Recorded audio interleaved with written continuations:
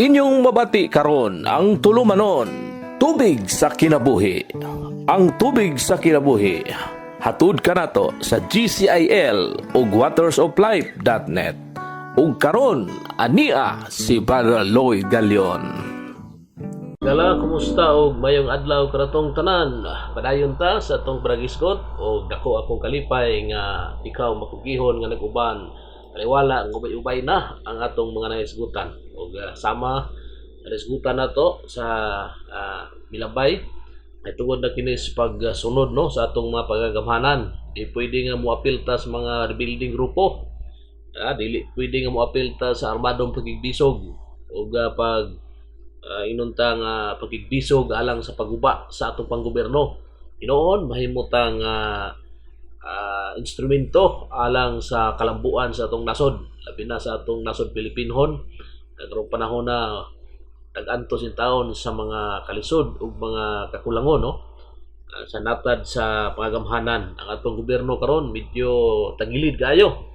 Hinungdan nga kinahanglan nato mga pag-ampo no. Kinahanglan nato ang mga pagtabang sa atong panggobyerno.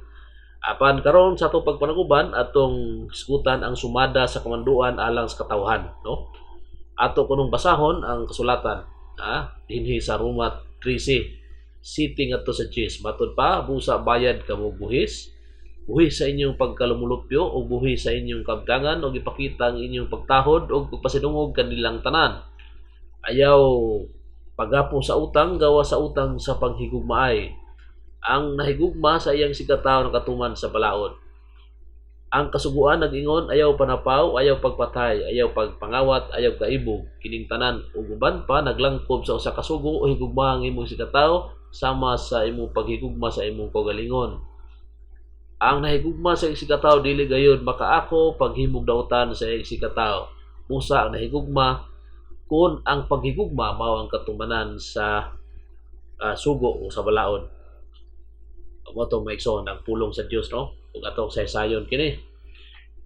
Sa rehimen o panalapi sa estado sa Roma wala tagai o pagtagad sa mga magtotoo sa kapanahonan ni apostol tungod kay gamay ang populasyon sa Kristohanon ug wala kini influensya sa pangbalaod no sa estado. Busa gimanduan ni apostol ang mga Kristohanon sa pagbayad sa buhis sa walay paglimbong, sa pagtuman sa mga balaod o regulasyones o sa pagrespeto sa mga departamento sa gobyerno. Ilhon ang pagampo sa mga makasasala o sa mga otoridad. Ilahang katungdanan aron nga pangulo sa estado adunay kaalam o kaangayan sa pagdumalas sa gobyerno. Inay nga mag-armed struggle kita no, apil kita niya ng mga nice people around or apil ta ng mga unsa pa ng mga liberation front ya, unsa pa ng mga kalihukan nga armadong kusog sa kalihukan no nga nakigbatok nakigtigi sa gobyerno.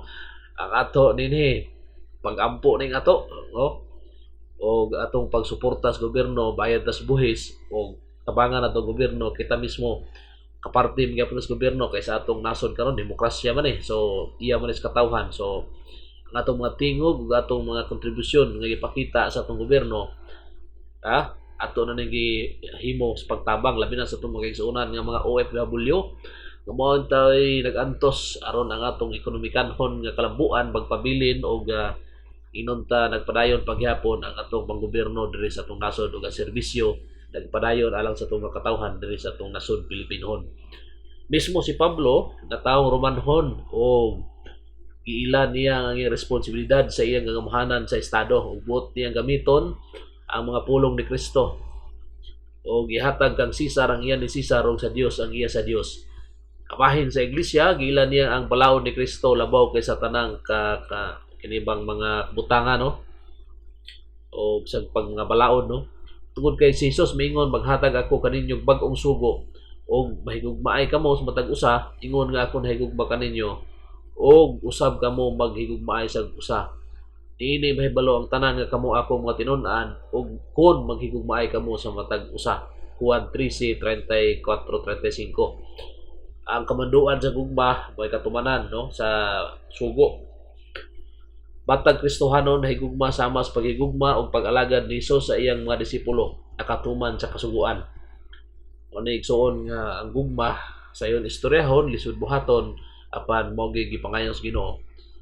Kining balaanong gugma mao ang konstitusyon o ordinansya sa atong simbahan.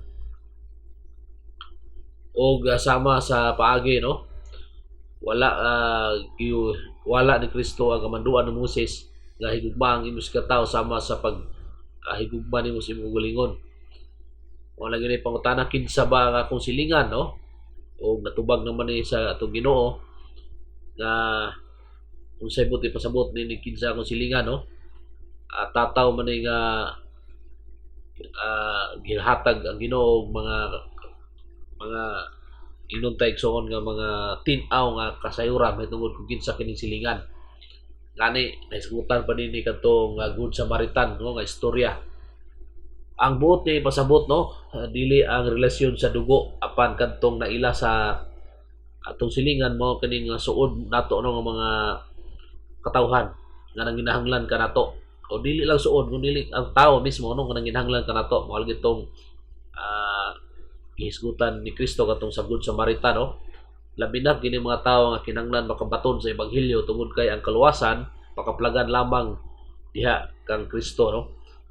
Katong mga tao nga nunay panginahanglan kang Kristo mao toy mga silingan nato.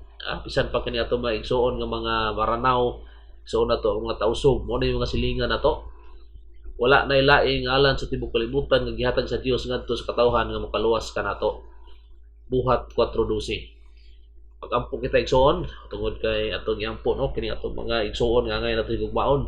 Daghan kini diri sa Mindanao atong mga kaigsuonan nga mga Muslim nga hantod karon, no, wa pa taoy aduna pagyapoy kainit patok sa mga Kristohanon.